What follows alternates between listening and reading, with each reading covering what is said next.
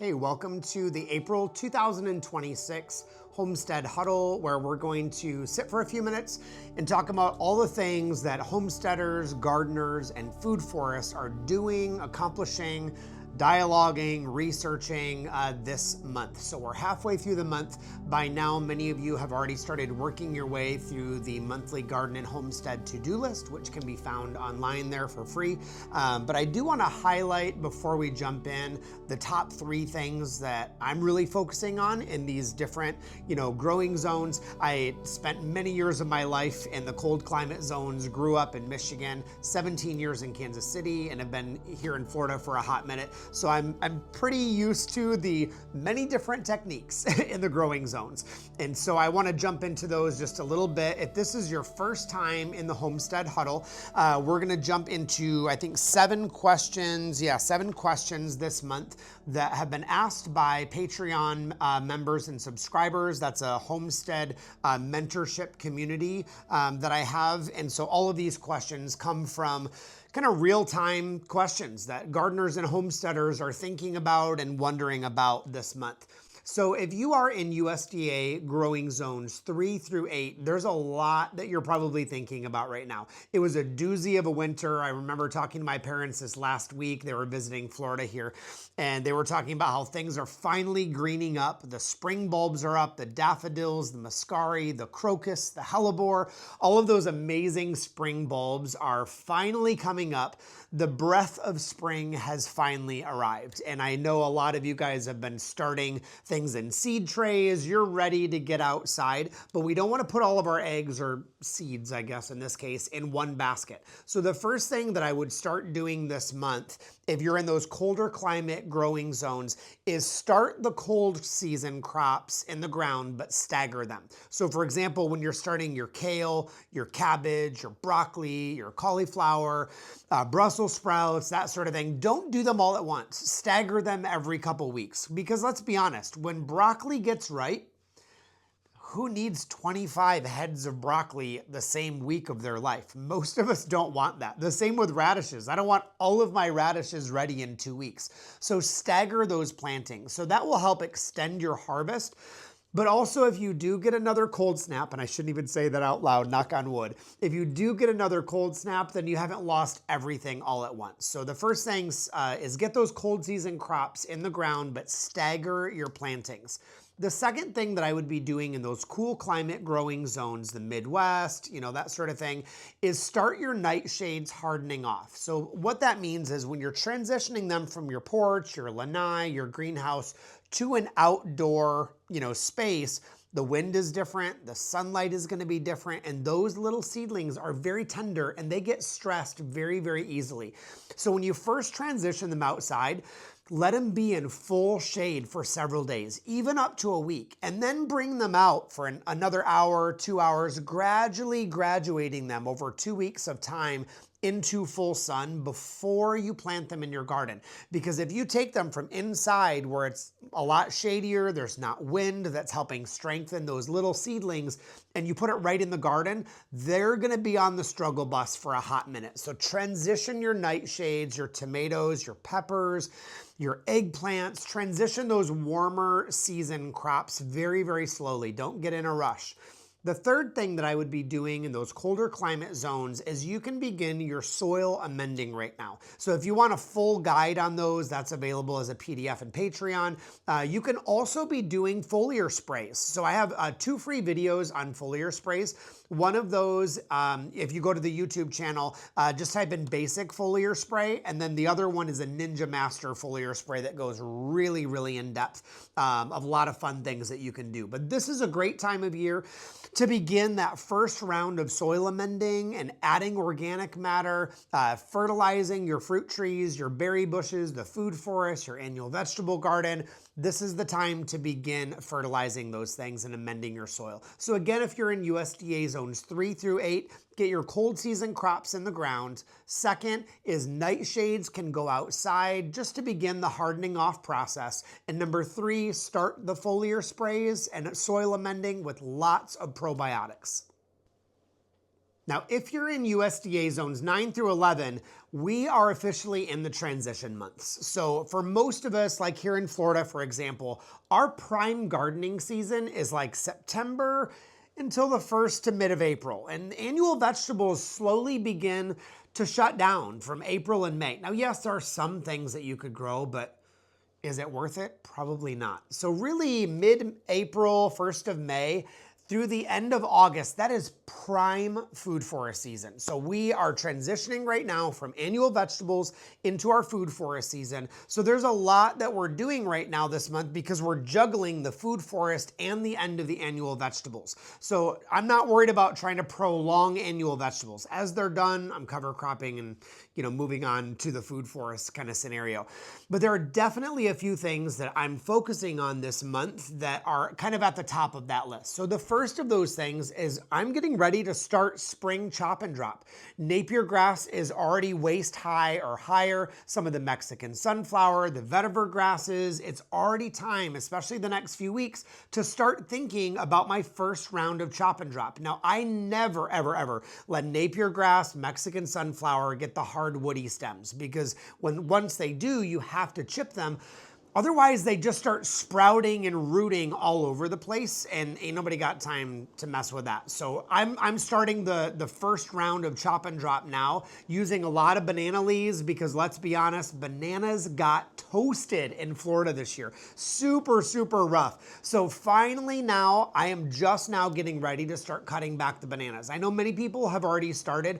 I wait a little bit longer because I like it to be used once rainy season starts because it really composts a lot faster and they're not laying around for a longer period of time. So I'm doing a lot of layer mulching right now. I'm using my push mower because it has a bagger. I love chopping up the leaves. I love chopping the grass clippings, any of the yard waste. So when I'm doing my chop and drop, I'll throw down Mexican sunflower, then a layer of grass, then a layer of leaves, then I'll do some compost. And I just keep lasagna style layering it as much as I can because the goal is building that soil structure. So that's the first thing that I'm focusing on right now. I would say the second thing that I'm really thinking about is composting and mulching in the food forest. Two reasons. One, my area is still in severe, severe drought. And so I'm trying to conserve moisture because you know me, I don't like to water. I don't like using the hose and water as much as possible. I like to do as little as possible. So first reason is drought, but also I want to be composting and mulching now before rainy season starts. So that way I'm building the water table, conserving that moisture. And to be honest, during our drought, it's a great time to be composting because a lot of the weeds are dead. So they're shorter right now. If you wait to do your mulching when rainy season comes, the weeds are gonna be waist high. And that's a lot harder to get under control. So mulch now while the weeds are a little bit smaller, they're a little bit shorter. It'll just be so much easier to maintain your food forest later in the season if you do the little bit of extra work now. So the third thing that I'm focusing on is sun hemp. So I'm doing a lot of cover crops, sun hemp in the annual vegetable gardens. Pastures need to be planted now. So this is the time to plant those pastures. So if you're doing a multi-seeding, whatever that looks like for you, this is your window. Sun hemp should be going in the ground or already in the ground, at this point. So this is an opportune time to get those things in the pastures. So busy, busy season right now in the warmer climate zones, the subtropical and tropical. So we're chop and dropping, we're mulching and composting in the food forest. We're doing cover crop and planting in pastures. And if you want a fourth thing this month, it's the best time to do avocados. Cold hardy avocados, get them in the ground now so they can root in and get really, really established before the winter months come. They'll be so much happier. So get those avocados, the mangoes, all of those really tropical things. April, May, 1st of June, mid-June, that is the window. So if you lost any of those or you're wanting to get some new cold hardy avocados, this is your time. So it's time to jump in to the questions this month. I'm really excited to jump into these. And again, these are questions that real gardeners, homesteaders, food foresters, this is just what we're talking about in Patreon. So we get a lot of questions in that mentorship community. You can ask questions even if you're one of the free members that are there. And then there's all the way up to an abundance tier that's $30 a month that I try to respond many, many times a day. The real-time questions for people to help mentor them in farming, homesteading, regenerative agriculture, and that sort of thing. So these questions this month is just, these are what we're talking about in that community. So hopefully these will be helpful to you. So I'm going to go through this list of questions, give some examples, show you a couple pictures along the way, and we'll be farming and gardening together. So let's go ahead and get started.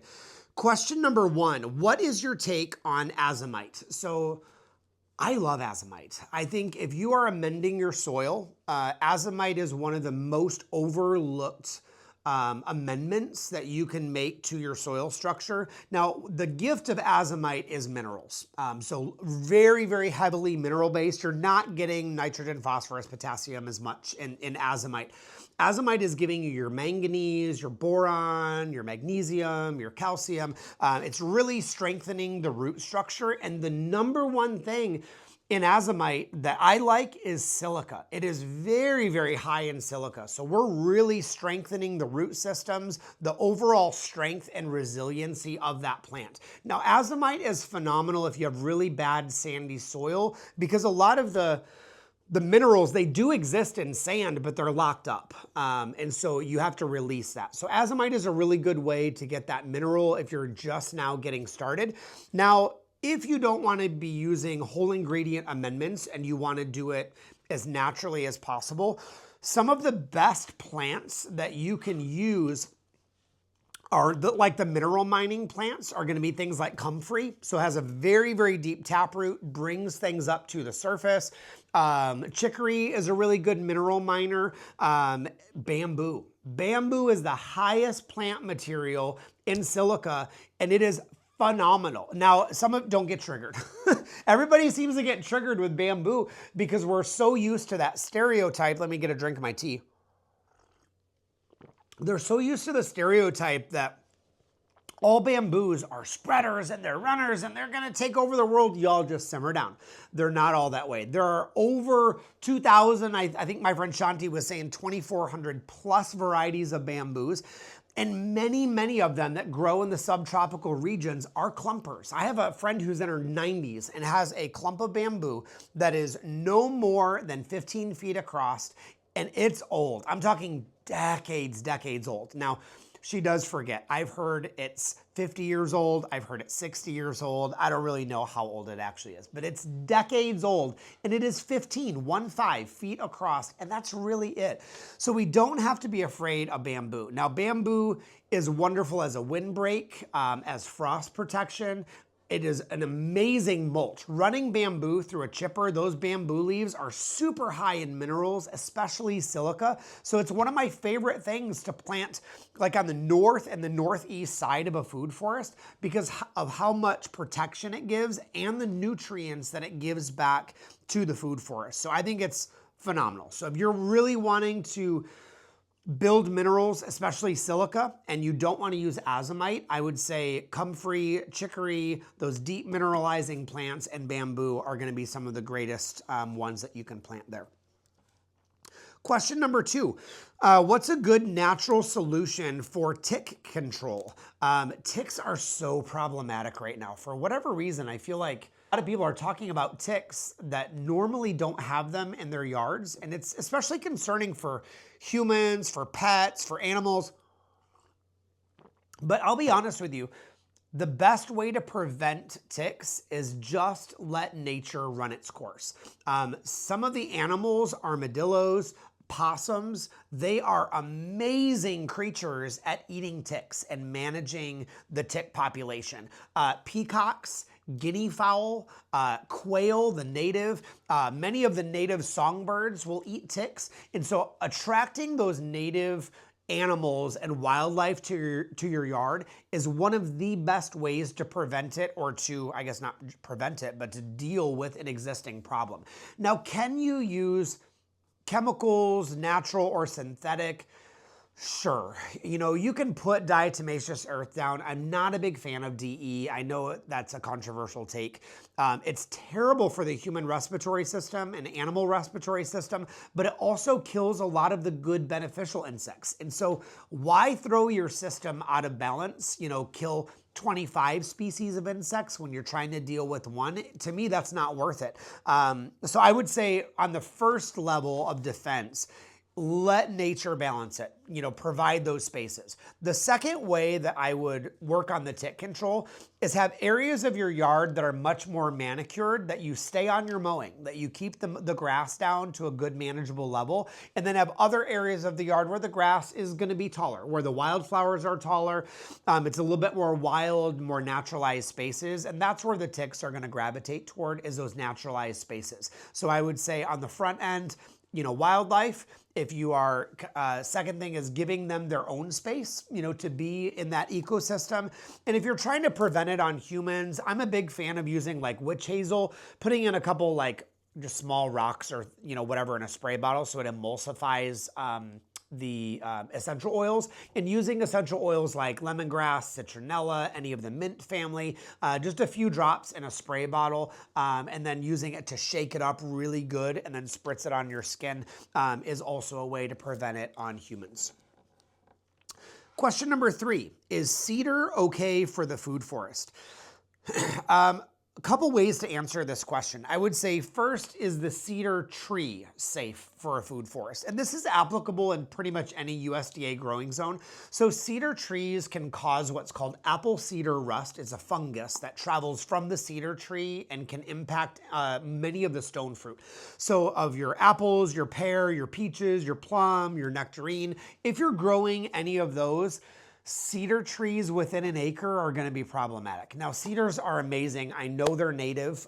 They're absolutely beautiful, but you've got to kind of make that choice of, am I going to be doing a lot of stone fruits, or do I want the cedar trees as my hedge? Doing both of them is possible. You're going to be doing a lot of foliar sprays. You're going to be watching for apple cedar rust. You're going to be watching for gummiosis and that sort of thing a lot more, but it is doable to have the cedar tree on the property. If you are using the stone fruits. Now, if you're not talking about using cedar as a hedge and you're wanting to do it as a mulch, generally speaking, it's going to be fine as a mulch. Now, with any pine trees, now this is true for the pinus, for arborvitae, for the cedar trees, any of those evergreens, the pines can mess with the acidity of the soil, but it's only for a minute. So there's a big myth in the gardening world. If you want to acidify your soil, use pine needles. Okay, well, kind of. I mean, it does it for a minute when the needles are green. So when the needles are green and you put it on your soil, the high terpenes, the alpinene, that does acidify the soil slightly, but it's short-lived. It's not a permanent solution in acidifying the soil. So if you are using cedar or pine mulch, it is going to mess with your pH in the soil, but it's only going to be very temporary, so it's not something that I would worry about really in the long run. If you are using cedar, though, I should say, as a substrate for mushrooms and growing like wine caps or lion's mane or shiitake, the pinene terpenes can really inhibit fungal growth, and so that that's something that you're going to want to watch for. It's not the ideal thing to be doing mushroom logs out of pine. Number 4, what is the ideal place for a giant milkweed? So milkweeds are really, this particular one is from Asia and North Africa, even into South Africa a little bit. So the Calotropis gigantea gets huge. So you want giant milkweed to have a giant space to spread out. I'm talking 8 feet minimum. I've seen them up to 15 feet tall. I mean, they get huge. Can you trim them? Yes, but I think for me personally, it really irritates my skin. So the sap and the milk in that can really burn and itch the skin. It can give you a rash. So just wear good, long sleeve shirt or some gloves while you're handling it when you're cutting it back. But it loves full sun. It loves sand. It loves drought conditions. It actually doesn't love a lot of wood chips. So anywhere where it's going to get a lot of neglect, a lot of space to spread out, is really going to be an ideal spot. It's not a great one for chop and drop because it does that sap and that milky latex can be allelopathic and prevent other plants from growing. It also grows quickly from cutting. So it's not one that you're gonna wanna cut it green and then throw it in your compost pile and bury it, or bury those cuttings, because it will probably root. It's a fantastic one in Florida to grow for the monarch butterflies, but just realize how big it is going to get and how much the giant milkweed is gonna wanna spread out. I'm always a proponent though, no matter where you live, of finding what are the native milkweeds and doing 80–90% of those, and then just kind of sprinkle in, some of those giant milkweed or whatever in the midst of it. But I usually try to veer toward the natives when that is possible. Question number 5 on our list is, what are your top 5 favorite tropical spinaches? I do love me some tropical spinaches. So tropical spinaches are a great alternative in subtropical climates for perennial salad greens. And we're gonna actually do a class on this, I believe next month, we're gonna do a class on this. And so some of my favorites, now depending on what you wanna use them for, I personally grow food because I like to eat. I'm a big fan of cooking my own food, good fan of using stuff out of my garden every day. So it kind of depends on what your usage is for them. So I would say number 1 is Suriname spinach. This is probably my favorite to add into salads. It's not good on its own because it can be slightly viscous, but it's a really good one to add into salads. Very high in biotin, omega-3 fatty acids, so it's really good for B vitamins, protein, amino acids. So if you are vegan or vegetarian, really good one to add into your diet. You can also take the stems when you're done with really any of these to use for propagation.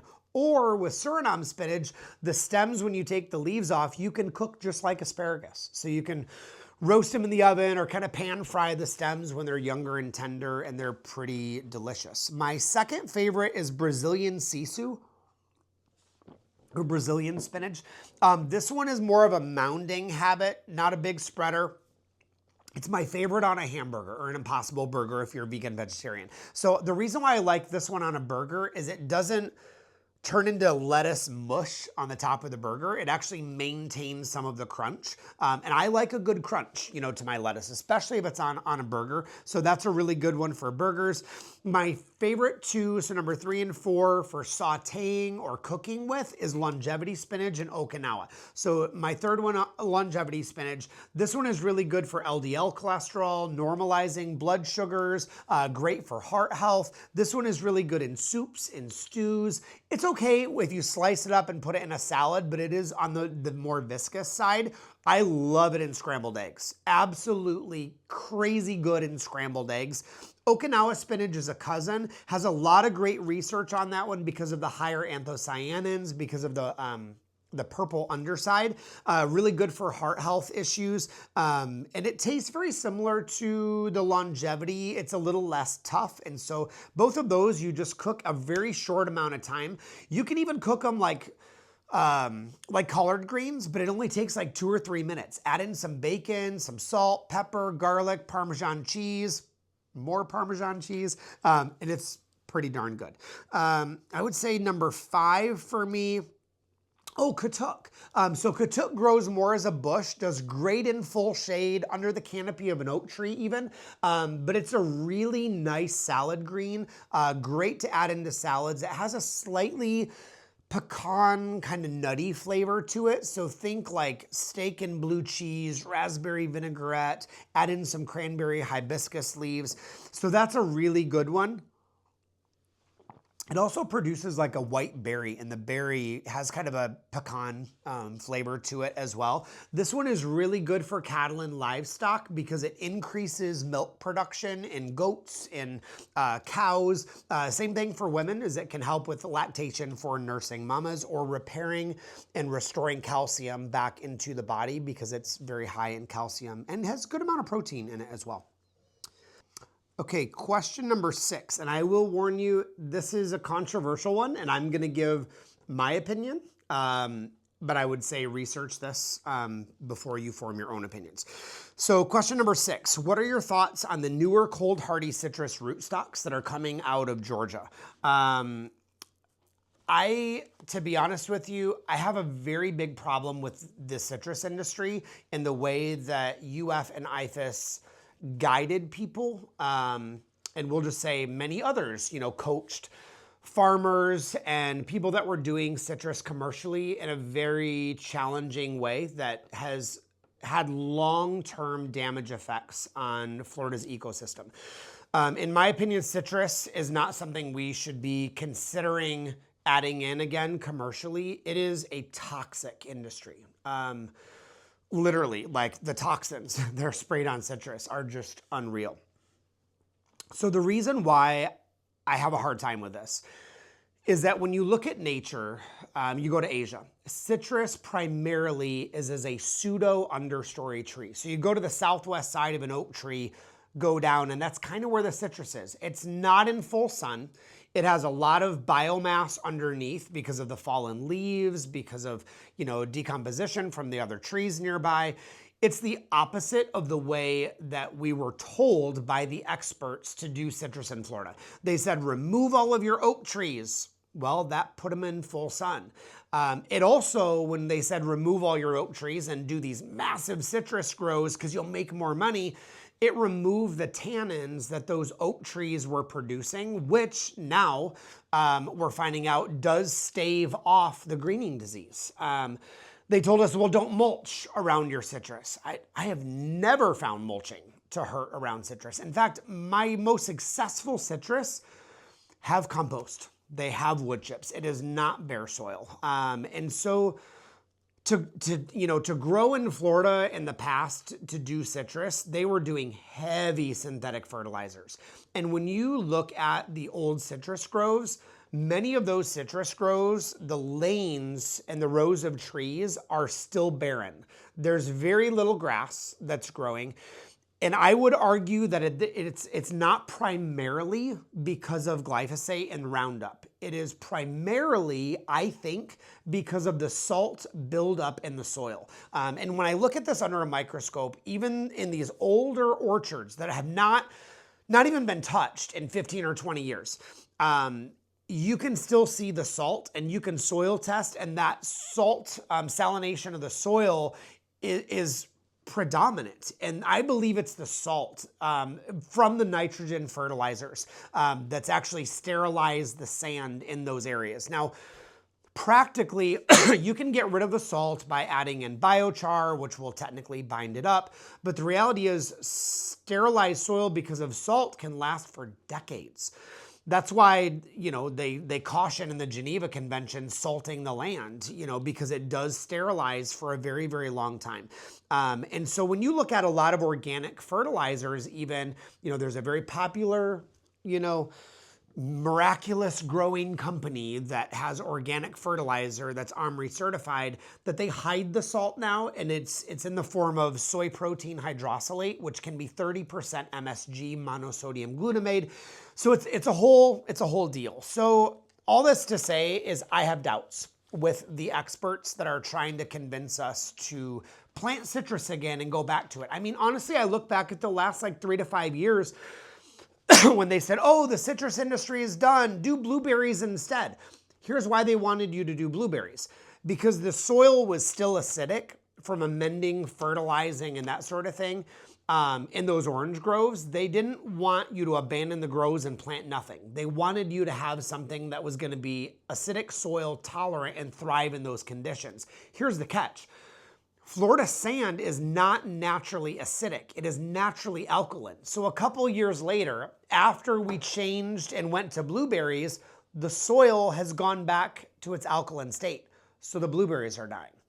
And now they're going, oh, well, let's go back to citrus and try this all over again. I'm just tired of it. I'm tired of these experts telling us what we should plant when all they want to do is sell us more fertilizer, more sprays, more chemicals, more synthetics. And who said we have to be planting citrus anyway? Plant something that's going to be better. Now, the reality is these same institutions of higher education, I was talking to somebody the other day, they're trying to convince us to grow this new passion vine that's going to be amazing in Florida.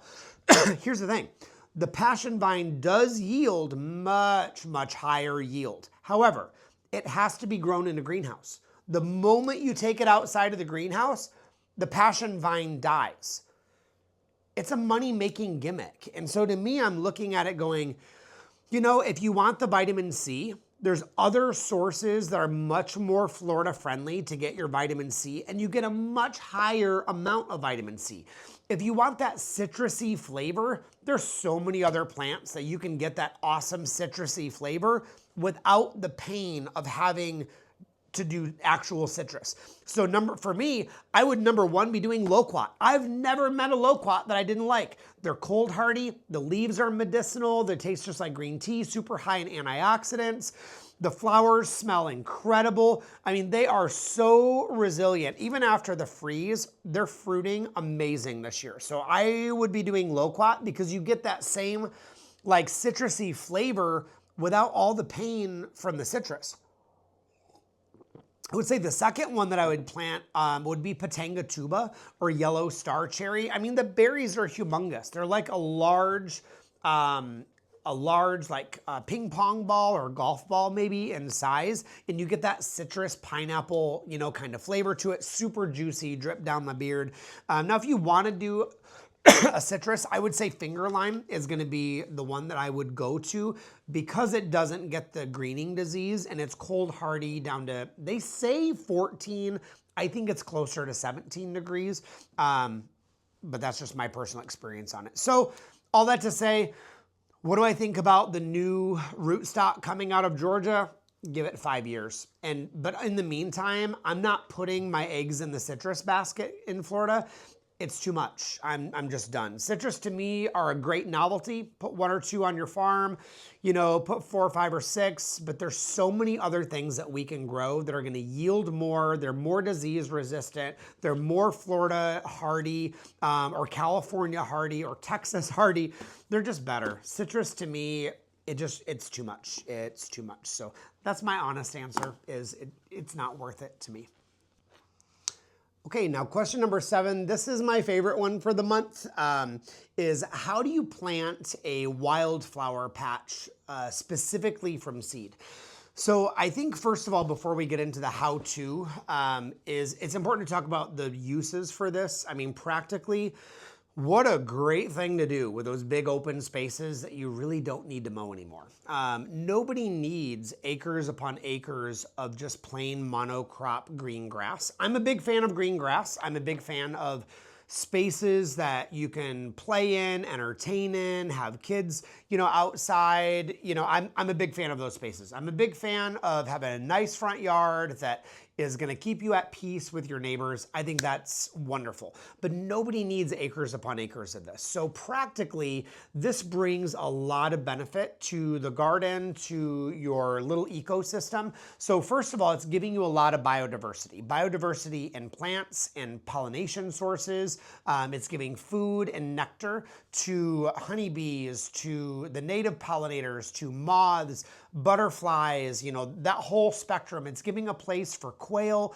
Native songbirds are getting seed there. It's a place of wonder. What a great thing to send kids out or go out yourself and pick a bouquet of wildflowers or look at the flowers or the pollen under the microscope or send guests home with, a handful of flowers when they come over to visit, adding something like that to every place setting when you're inviting people over for dinner. It's just a great opportunity to learn and to be connected with nature. So I think it's a great opportunity that is missed by a lot of folks to having a real naturalized space and just to see nature doing its thing on your property. Now, I think a lot of you have seen on the last podcast, we got into the wildflower thing pretty in depth as a way to have an alternative to using wood chip mulch in the long run. So you don't always have to be mulching. The key is just covering your soil. This is a great alternative method. My friend Patrick Lang from Grow Your Own FL did this really cool little spotlight reel on his Instagram, and I'll put his information there below. kind of showcasing a little wildflower area. Now, I've done a lot of these over the years in Michigan, many of them in Kansas City, and a lot of them here in Florida, obviously. And so there's a lot of great resources. My favorite book right now is this guy right here. I'm going to get a sip. The Florida Meadow Manual, I think is a really great one. I got this from my friends Chris and Christy from the Wild Garden Co. This gives species, how do you plant it, how do you maintain it, different seed mixes, different planting ideas and structures. I think this is probably my new favorite Florida-specific wildflower all-in-one manual. Now, there's a lot of great websites depending on where you're from. If you're in zones 3 through 9A, Prairie Moon Nursery is a great one. American Meadows is a great one. There's a lot of really good websites that have good seed mixes. Hancock Seed Company has some native wildflower seed mixes or quail mixes. So there's a lot of ways, that you can go about this. Now, in general, how do you do this? I would say the first thing is select a good quality seed company that's going to give you a lot of diversity. Don't do a mix if it's got 5 types of plants or less. And be okay with mixing annuals and perennials. The benefit of the annuals is that it gives you kind of immediate color. Within a couple months, you're going to have zinnias, you're going to have cosmos, you're going to have some that's all I can think of at the moment. Celosa, some sunflowers. You're going to have some instant gratification of color. Now, the perennials can take, 6 months, even up to a year to really begin to flower. So I like to mix annuals and perennials. The other benefit to having those annuals is that they kind of protect the perennials while the perennials are young. Then when the annuals die out, then the perennials have their chance to shine. So I would look for a good quality mix that has perennials and annuals mixed together. And I would veer toward native. So look for a place that's going to give you ones that are native to your area, not just broad spectrum, black-eyed Susan. Look for the black-eyed Susan that are native to you. Look for the Coreopsis that are going to be native, to your area. I love to find companies that will tailor the seed mix to the height that you want, to the sun exposure, or to the soil type. So that's why in the Midwest, I love Prairie Moon, because you can just kind of type it in and it gives you, here's your mix, for it. So to me, that was super, super helpful, finding a company that is going to be really a good quality seed and not just a junk mix, from Dollar General. The second thing in planting these wildflower meadows is your soil prep. This is the most important thing in doing a wildflower area. It is not going to work to just mow it short, scatter your seed, and hope for the best. I can almost guarantee you're going to be sad. Wildflowers and the annual wildflowers are not going to do well in soil that has not been prepared properly because they don't like competition. They're not going to compete well with the grass. So option 1 is you can solarize, you can send animals like chickens to go through first, you can till it up a couple times. There's a lot of ways to prep your soil, and I would say tilling it in this case is probably a good idea. It's going to kind of mix up the bacteria that are in the soil. It's going to chop up some of the grass roots and that sort of thing to lessen the competition. So after I solarize or send chickens through, I like to till it, wait a week, till it again, or you can dig it and kind of turn your soil. But it's really, really important to prepare your soil correctly. If you need more information on that, there is a blog article at permaculturefx.com on installing a food forest that gets a deeper dive into soil preparation. And that's just really important when you're doing things, especially from seed. The third thing that I would do is spread seed by hand. I like those little grass seed spreaders, work really, really well. And then drag it in. So it does need to be either raked lightly with like a garden rake or using a drag to go over the top. Most of those wildflower seeds are small and they need to be worked into the soil. One, so they're covered and they can root in, but also number two, so the songbirds don't get it. Because if you don't rake it in, those seeds are exposed. The wild birds are gonna eat it, the squirrels are gonna eat it faster than anything. And then I like to, when I'm done dragging, spread some hay and straw on top just to let that kind of cover it. It'll also help retain the moisture a little bit while things are getting established. And then the fourth thing is water, water, water. I'm not a big fan of watering in a lot of contexts, but when you're establishing a wildflower habitat, you're trying to do what would take nature months and months and months or years and years and years. You're doing it in a short amount of time. So for the first 30 days, every day, check it and make sure your soil is moist. You know, if it's drying out at all, it can damage the roots or those little tiny seedlings.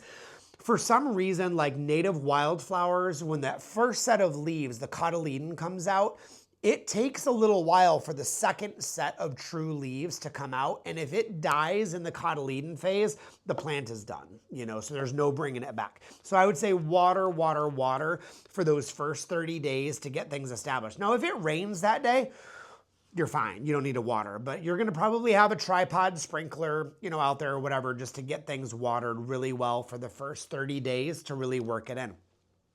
After the first 30 days, you don't really do much. I don't weed wildflower areas. I want the weeds. I don't manage them, but once a year when they're looking really bad, like during dormancy period, I'll probably short mow them once a year just to reset the seed bank and to cycle the nutrients. But I want those seeds to go back into the soil.